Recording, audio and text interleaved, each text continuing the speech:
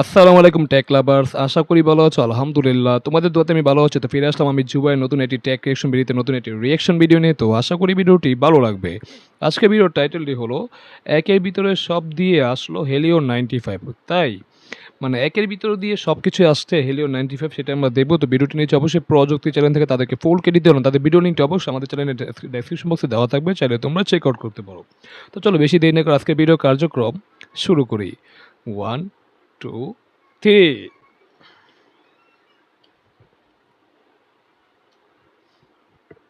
আসসালামু আলাইকুম, আশা করি আপনারা সব অনেক ভালো আছেন। আজকে আপনাদের নিয়ে হলো হেলিওর নতুন একটা ফোন, যেটা হলো হেলিও 95। এই মোবাইলটার ফুল ওভারঅল একটা ইন ডিটেলস রিভিউ। কয়েকদিন আগে আমরা এটা ইমপ্রেশন ভিডিও নিয়ে এসেছিলাম, আজকে এটা নিয়ে ইন ডিটেলস আলোচনা করবো। Okay. তো চলুন প্রথমে দেখি নিই এই মোবাইলটার বক্স কন্টেন্টে কি কি রয়েছে। মোবাইলটার বক্স কন্টেন্টে রয়েছিল ইউজার ম্যানুয়াল, সিম ট্রানজেক্টর, USB type C charging cable, back wow, back কভারটা ভাই সেই হয়েছে সেই। মানে আমরা সিলিকন কার্বনের ব্যাক কভার পাচ্ছি, বাট ব্ল্যাক কালার পাচ্ছি, যেটা তো খুবই প্রিমিয়াম আছে, যেটা কিন্তু আসলে একটা গুডস। আমার এই টাইপের ব্যাক কভারগুলো বেশি ভালো লাগে। তো চলো বিউটি প্লে করি। কেস 33 ওয়াটের ফাস্ট চার্জার এবং হেলিও 95 মোবাইলটি। এই মোবাইলটার ডিজাইন এবং আউটলুকের কথা যদি বলতে চাই, ফোনটা যথেষ্ট স্লিম, তার পাশাপাশি বেশ হালকা এবং এটা থিকনেস কিন্তু মাত্র 7.55 মিলিমিটার। ওয়াও ইমপ্রেসিভ, 7.5 মিলিমিটারের আমরা একটা থিকনেস আলা মোবাইল পাচ্ছি, মানে বেশি মোটা না, বলা যায় একটা চিকন ফোন, বা মোটামুটি চিকন বলাই যেতে পারে, ঠিক আছে। তো দেখা যাক আর কি কি তারা প্রোভাইড করে, সেটাই দেখবো। তো চলো বিউটি প্লে করি। এবং ওয়েট হলো 174 গ্রাম এবং ও মাই গড, 174 গ্রাম ওয়েট! ভাই সিরিয়াসলি ভাই, মানে প্রতিটা ফোন তো 205 গ্রাম, 210 গ্রাম, 12 গ্রাম বা 180-90 এরকম হয়, বাট এটা 180 গ্রাম তো হওয়া দূরের কথা, আমরা পাচ্ছি 174 গ্রামের একটা ফোন। তার মানে কি অনেকটাই পাতলা একটা ফোন। হ্যাঁ, অবশ্যই পাতলা একটা ফোন। তো এটার পাতলা ফোনের ব্যাটারিটা কীরকম হয় সেটা এখন দেখার আছে। তো চলো বিউটি প্লে করি। ডিস্ট্রিবিউশন ঠিকঠাক হওয়ার কারণে বেশ কমফোর্টেবল ভাবে সিঙ্গেল হ্যান্ড ইউজ করা যায় এবং হালকা পাতলা এই ফোন, বাট ভিতরে 5000 mAh ব্যাটারি ভাই, সিরিয়াসলি ভাই, এটা ভাই আমাকে হতাশ করলো ভাই, এটা সত্যিই হতাশ। মানে এই পাতলা ফোনের মধ্যে এখন সিলিকন কার্বনের ব্যাটারি দিয়ে কি করে, মানে তোমার 7000-6000 mAh দেওয়া যেতে পারতো, বা 5000 mAh, এটা আসলে একটা ব্যাকডেটেড বা পুরোনো, মানে পুরোনো বলা যেতে পারে, পুরোনো মানে একটা ব্যাকডেটেড বলাই যেতে পারে। হ্যাঁ, বর্তমানে 5000 mAh এটা চলে না, বর্তমানে স্ট্যান্ডার্ড হলো 6000 mAh। তো 6000 দিলে আসলেই ভালো হতো, বাট 5000 mAh এটা আসলে মানতে পারছে, যেটা আসলে একটা হতাশাজনক ব্যাপার। তো চলো বিউটি প্লে করি। 5000 মিলি অ্যাম্পিয়ারের বিশাল একটা ব্যাটারিও রয়েছে। বাট এই ফোনটা ডিসপ্লেতে আয়রন গার্ডের প্রোটেকশন রয়েছে, অর্থাৎ বেশ শক্তপোক্ত বলা যায় ফোনটার ডিসপ্লে। বাট আউটলুকের ব্যাপারে যেটা বলতেছিলাম, যে ব্যাক প্যানেলে যে ক্যামেরা হাউসটা রয়েছে সেটা দেখতে অনেকটা অ্যাপেল লেয়ারের মতো, মানে ট্রেন্ডি একটা ডিজাইন, যে কারো কাছেই হাতে নিয়ে ফোনটা বেশ ভালো লাগবে। সেই সাথে এই মোবাইলটাতে IP64 এর ওয়াটার এবং ডাস্ট ও, IP64 রেটিংটা দিয়েছে, এটা ভালো রেটিং বলা যেতে পারে, বাট 68 দিলে পারতো। বাট 64 এটা খারাপ না, মানে পানি ছিটে পড়ে থেকে ধুলাবাড়ি থেকে ফোনটা রক্ষা হবে, সেটা সমস্যা নেই। তো চলো বিউটি প্লে করি। সার্টিফিকেশন রয়েছে, অর্থাৎ টুকটাক ছিটাফোটা পানি বা ধুলাবালি লাগলেও এই ফোনটা সহজে কিছু হবে না। তার পাশাপাশি এই মোবাইলের ডিসপ্লেটা কিন্তু অ্যামোলেড প্যানেলের ডিসপ্লে। ওয়াও, অ্যামোলেড ডিসপ্লে, যেটা আসলে গুড সাইন। আর চেইন বেজেলটা দেখতে পাচ্ছি আমরা, লোয়ার বেজেলটা মনে হচ্ছে একটু মোটা, আর আপার আর দুই দিকে যে বেজেলগুলো মোটামুটি মানে চিকনের মধ্যে সিমেট্রিক্যাল রাখার চেষ্টা করছে। হ্যাঁ, বাট ডিসপ্লেটা দেখতে সুন্দর লাগছে, খারাপ না, মানে যেটা দেখতে ভালোই লাগছে, খারাপ না। তো চলো বিউটি প্লে করি। দ্যাট রিজন মোবাইলটাতে রয়েছিল in display fingerprint scanner. Fingerprint স্ক্যানারের পজিশন ফোন বিবেচনায় ঠিকঠাক জায়গায় রয়েছে বলে আমার কাছে মনে হয়েছে, এবং টাচ করার সাথে সাথেই আনলক করছিল। এছাড়াও মোবাইলটার বাটন এবং পোর্টসের কথা যদি বলতে চাই, রাইট সাইডে রয়েছিল ভলিউম রক এবং পাওয়ার বাটন, লেফট সাইডে কিছু নেই। মোবাইলটার উপরে রয়েছিল স্পিকার, নয়েজ ক্যান্সেলেশন মাইক এবং আয়ার ব্লাস্টার, এবং মোবাইলটার নিচের অংশে রয়েছিল মেইন স্পিকার, প্রাইমারি। আমরা ডুয়েল স্পিকার পাচ্ছি, যেটা কিন্তু আসলে গুড সাইন। বাট 3.5 এর হেডফোন জ্যাকটা পাচ্ছি না, যেটা কিন্তু আসলে একটা হতাশাজনক ব্যাপার। এটা থাকলে আসলেই ভালো হতো। তো দেয় না, এটা একটা এখন বর্তমানে কি মানে ট্রেন্ডি যুগ বলা যেতে পারে, এই মানে বর্তমানে আমরা পাই না বলে চলে এই আর কি। তো চলো বিউটি প্লে করি। Mic, USB type C charging port এবং সিম ট্রে পোর্ট। দেন এই মোবাইলটার ইউআই এক্সপিরিয়েন্সের কথা যদি বলতে চাই, ফোনটা out of the box Android 15 operating system দিয়ে এসেছে। এবং ইউআই এক্সপিরিয়েন্সের কথা যদি বলতে চাই, হেলিও তাদের আগের ফোনগুলোর ইউআই থেকে নতুন ফোনগুলোর ইউআইতে আস্তে আস্তে বেশ আপডেট এনেছে। এটা তো বলবো যে যথেষ্ট আপডেট করেছে, বাট আরেকটু যদি ইউআইটা লুক্রেটিভ করা যেত তাহলে আরেকটু বেশি ভালো লাগতো। তবে খুব একটা আননেসেসারি অ্যাপসের দেখা পাই নেই, যেটার জন্য আমি থামস আপ দিব হেলিওকে। এবং ইউআই এক্সপিরিয়েন্সও যথেষ্ট ভালো ছিল, আমরা কোনো ধরনের কোনো ল্যাগিং এর দেখা পাইনি যখন আমরা এক্সট্রিম ইউজ করেছি তখন। তবে অ্যাপ ওপেনিং, অ্যাপ ক্লোজিং আরেকটু যদি বেশি স্পিডে হতো তাহলে আরেকটু বেশি ভালো লাগতো। মানে দেখে বোঝা যাচ্ছে যে না, অ্যাপে ওপেনিং না একটু সময় নিচ্ছে, মানে তোমার অ্যানিমেশনটা একটু সময় নিয়ে, মানে সময় নিয়ে কি ওপেন হচ্ছে, যেটা একটু সমস্যা বলা যায়। বাট এটা পুরোপুরি সমস্যা না, মানে একটু ডিলে করতেছে এই আর কি। বাট একটু তাড়াতাড়ি হলে আসলেই ভালো হতো, তো দেখতে ভালো লাগতো, বাট খারাপ না। তো চলো বিউটি প্লে করি।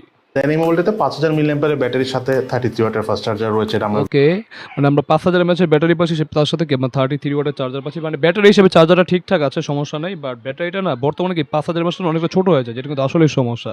এখানে যদি তোমার 6000 এমএএইচ আমরা ব্যাটারি পেতাম তাহলে আসলেই ভালো হতো, বাট 6000 দেয় নাই, যেটা একটা আসলেই সমস্যা। আমার কাছে মনে হচ্ছে ব্যাটারিটা একটু কম হয়ে গেল, বর্তমান যুগের সাথে কি ব্যাটারিটা অনেকটা কম হয়ে যাচ্ছে এই আর কি। তো চলো বিউটি প্লে করি। ভিডিও শুরুতেই বলেছি, এবং চার্জ ব্যাকআপও আমাদের কাছে বেশ ভালো লেগেছে। ব্যাটারি ড্রেনিং বা চার্জ ড্রেনিং ইস্যুস আমরা পাইনি। যখন আমরা ওভারঅল টুকটাক বেসিক ইউজ করেছি তখন আমরা অ্যারাউন্ড একদিনের থেকে একটু বেশি 1.5 দিনের কাছাকাছি চার্জ ব্যাকআপ পেয়েছি। বাট যখন আমরা একদম টানা কন্টিনিউয়াস ইউজ করেছি তখন এই ফোনটার চার্জ ব্যাকআপ পেয়েছি অ্যারাউন্ড 5 ঘন্টার। খুবই কম, খুবই কম। এখানে যদি আমরা 6 থেকে 7 ঘন্টা ব্যাকআপ পেতাম তাহলে আসলে ভালো হতো, কারণ ব্যাটারিটা বর্তমান কি 5000 এমএএইচ, তো ব্যাটারিটা যেহেতু ছোট, তার মানে কি এই কারণে 5 ঘন্টা মতো হেভি ইউজ করে 5 ঘন্টার মতো ব্যাকআপ পাবে, যেটা কিন্তু আমার কাছে খুবই কম লাগতেছে এই আর কি।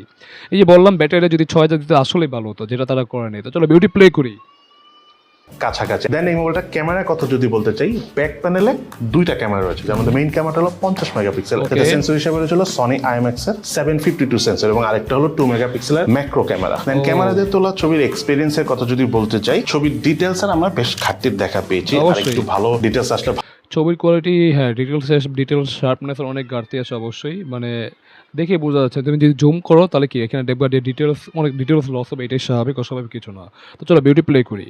ভালো লাগতো, তবে আবার ভালো লাইট কন্ডিশনের ছবি তুললে যেহেতু সনি IMX এর সেন্সর রয়েছে, আবার দেখা গেছে যে ব্যাকগ্রাউন্ড প্রসেসিংটা মোটামুটি বেশ ভালো হওয়ার কারণে কিছু কিছু ছবি বেশ ভালো ছিল। তবে আমি না, ছবির কালারগুলো বেশ কালারফুলি মনে হচ্ছে, খারাপ না, মানে কালারফুল দেখে মনে হচ্ছে, তারপর খারাপ না। ছবি কোয়ালিটি বেশ ভালো। এখন ফোনটার দাম কিরকম সেটা আমি জানি না, জানলে হয়তো বুঝতে পারতাম যে ছবির দাম হিসেবে বলতাম যে ছবির কোয়ালিটি কিরকম।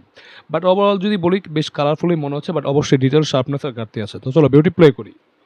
মেইন জিনিসটা বলবো, এই ফোনের ক্যামেরা দিয়ে ছবির পারফরমেন্স আরো বেশি ভালো আসতো যদি ব্যাকগ্রাউন্ড প্রসেসিং সিস্টেমটা আরো ভালো হতো, বিকজ সেন্সরটা কিন্তু অনেক ভালো এই ফোনের সাথে আসে। তবে পোর্ট্রেট মোডে ছবি তুললে আমাদের কাছে ওভারঅল ঠিকঠাক লেগেছে, মোটামুটি স্যাচুরেশনের আমরা দেখা পাইনি, ওভার কালার প্রোডাকশন। আচ্ছা, এখানে যে তোমার এই কি বলে ব্যাকগ্রাউন্ড ব্লারনেস না, এটা মনে হচ্ছে আমার কাছে অনেকটা আর্টিফিশিয়াল লাগছে। হ্যাঁ, অবশ্যই আর্টিফিশিয়াল।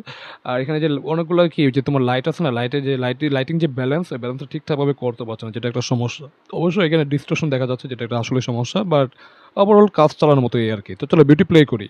ইস্যুস ছিল না, তার পাশাপাশি ঠিকঠাক ব্যালেন্স ছিল, বাট আরেকটু ভালো ক্যামেরা পারফরমেন্স আমরা এক্সপেক্ট করেছিলাম। এই মোবাইলটা দিয়ে হাইয়েস্ট 1080p 30 fps এর ভিডিও শুট করা যায়। ভিডিও পারফরমেন্স এই বাজেট রেঞ্জের অন্যান্য ফোনের মধ্যে আমরা ভিডিও থেকে বেশ শেকি ফিল। হ্যাঁ, ভিডিওটা বেশ একদম স্টেবল না, একেবারেই নড়বড়ে একটা অবস্থা, মানে যেহেতু সম্ভবত ওয়াইএস না থাকার কারণে ভিডিও কোয়ালিটি তো এখানে দেখতে পাচ্ছি খুবই বাজে অবস্থা, মানে শার্পনেস ডিটেল সব কিছুই ঘাটতি। মানে 180p রেজুলেশনে 30 fps ভিডিও, তো এরকম এটাই স্বাভাবিক, অস্বাভাবিক কিছু না। তো মোটামুটি এই আর কি, বাট স্টেবলের ঘাটতি দেখা যাচ্ছে, যেটা একটা সমস্যা। তো চলো বিউটি প্লে করি।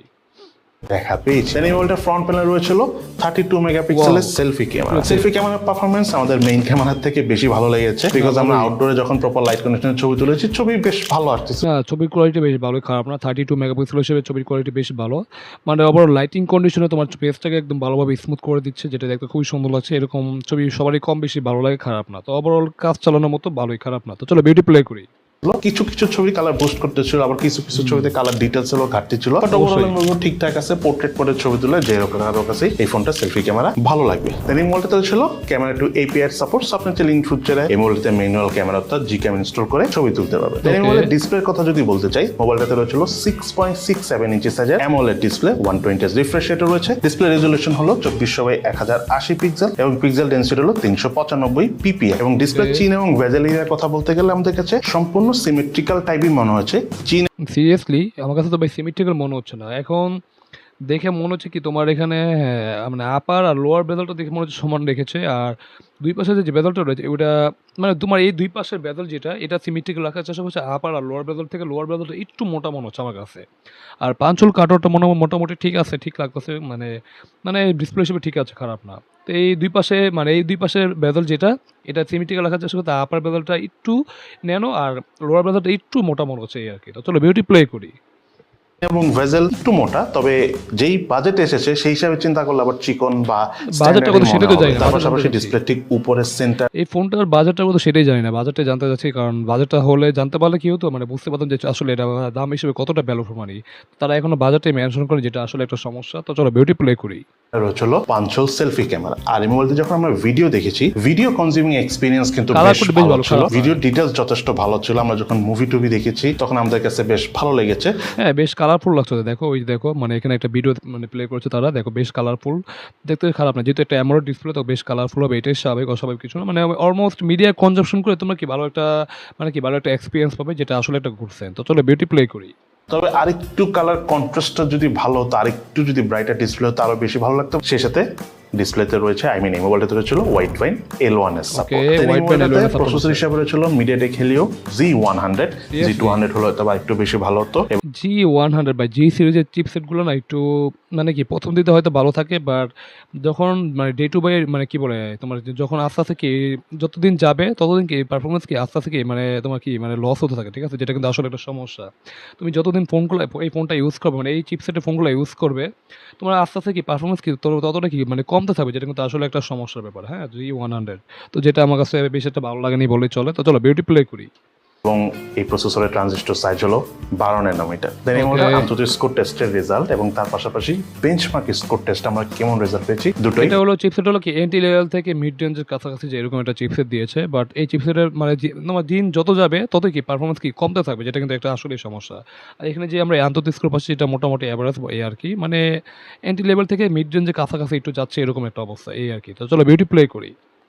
স্ক্রিনে শেয়ার করে দেওয়া হচ্ছে। তাই এই মোবাইলটার গেমিং এক্সপিরিয়েন্সের কথা যদি বলতে চাই, ফোনটা দিয়ে আমরা পাবজি গেমসটা প্লে করেছি। যেহেতু বেশ slim phone, in hand grip অনেক ভালো, তো গেম প্লে করতে আমাদের কাছে অনেক বেশি ভালো লেগেছে। ল্যাগিং ফ্রেম ড্রপের কথা বলতে গেলে আমরা মিডিয়াম লেভেলের গ্রাফিক সেটিং এ গেমটা প্লে করতে পেরেছি। অনেক বেশি প্রেসার দিয়ে যে গেম প্লে করে অনেক মজা পাবেন ঠিক তা না, এই বাজেট রেঞ্জের কোনো ফোনে অ্যাকচুয়ালি এক্সট্রিম গেমিং পসিবল না, বাট স্টিল গেমিং। আপনারা ভাই বলতেছেন এই বাজেট রেঞ্জে এরকম গেম খেলে মজা পাবে না, এই বাজেট বলতেছেন, বাট বাজেটটা তো মেনশন করছে না ভাই। বাজেটটা মেনশন করা কি দরকার না?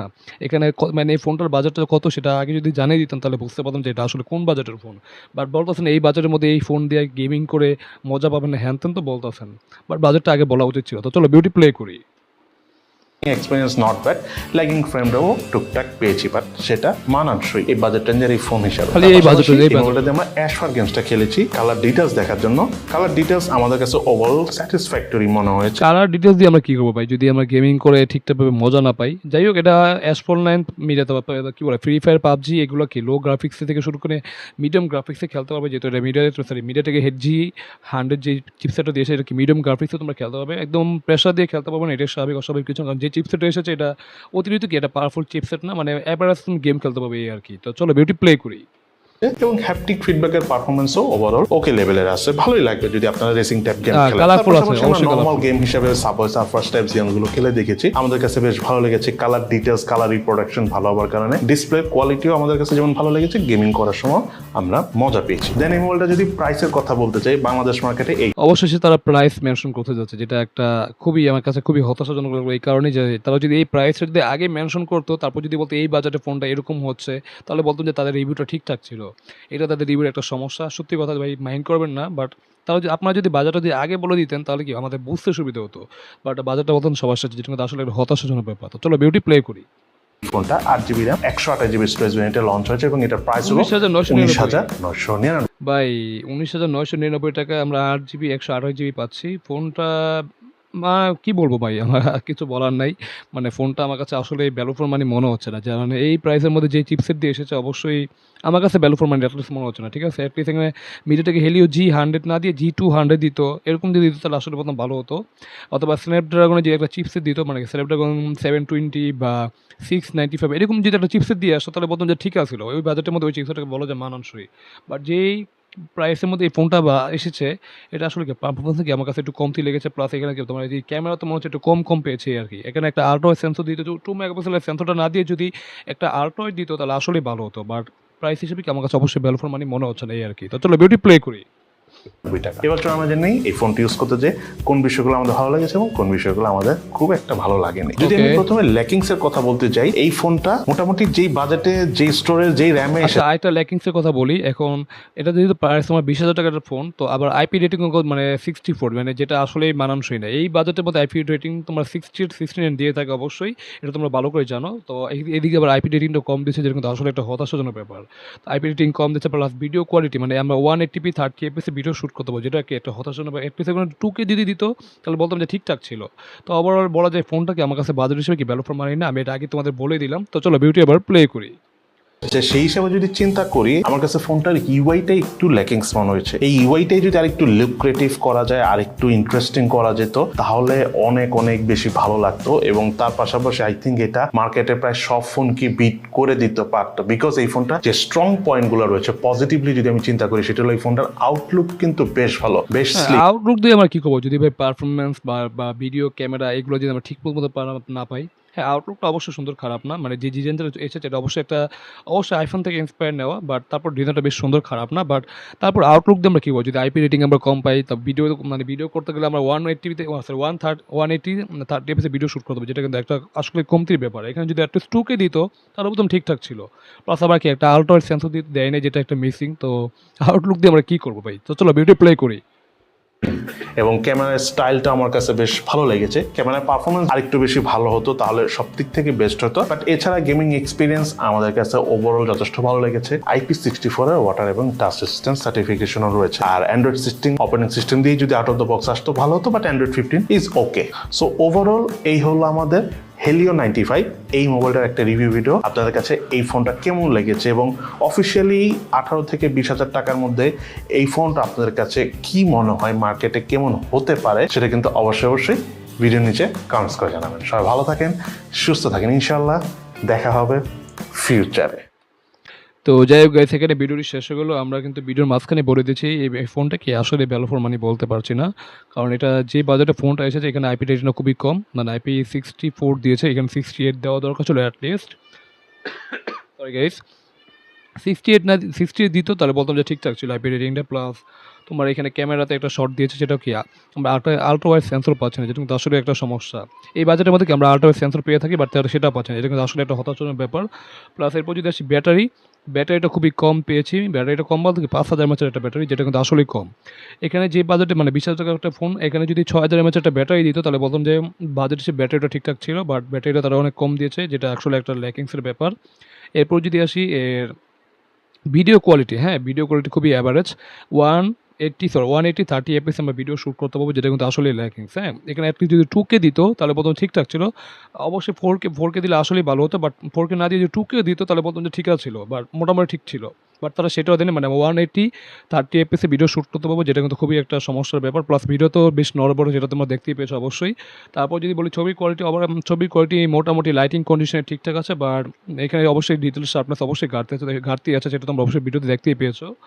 আর এরপর যদি তোমার আসি, তো ফোনটার যে পারফরমেন্স বা চিপসেটটা দিয়েছে, এটা আমার কাছে খুবই একটা কী বলবো, মানে খুবই একটা এন্ট্রি লেভেল টু মিড রেঞ্জের কাছাকাছি এরকম একটা চিপসেট দিয়েছে, যেটা কিন্তু আসলে একটা হতাশাজনক ব্যাপার। এখানে যদি তোমার স্ন্যাপড্রাগন 685 বা 695 বা 720 এরকম যে একটা চিপসেট দিয়ে আসতো, তাহলে বলতেন যে ফোনটা পারফরমেন্স সেকশন থেকে মানে আসলে ভালো পারফরমেন্স পেতাম। বাট সেই হিসেবে কি এটা মানে ল্যাকিংস, আমার কাছে ল্যাকিংসই মনে হচ্ছে। তো ওভারঅল ফোনটা আমার কাছে ভ্যালু ফর মানি মনে হচ্ছে না। তো তোমাদের কাছে ফোনটা কি আসলে ভ্যালু ফর মানি, সেটা তোমরা অবশ্যই কমেন্ট করে জানাই দিও। তো আজকের ভিডিওটি তোমাদের কাছে কেমন লাগলো তোমরা অবশ্যই কমেন্ট করে জানাতে পারো। ভালো লাগলে অবশ্যই লাইক কমেন্ট, চ্যানেলে নতুন হলে অবশ্যই আমাদের চ্যানেলটিকে must subscribe and get the bell icon. তো দেখা হবে নতুন কোনো রিয়াকশন ভিডিওতে। টিল দেন, আল্লাহ হাফেজ।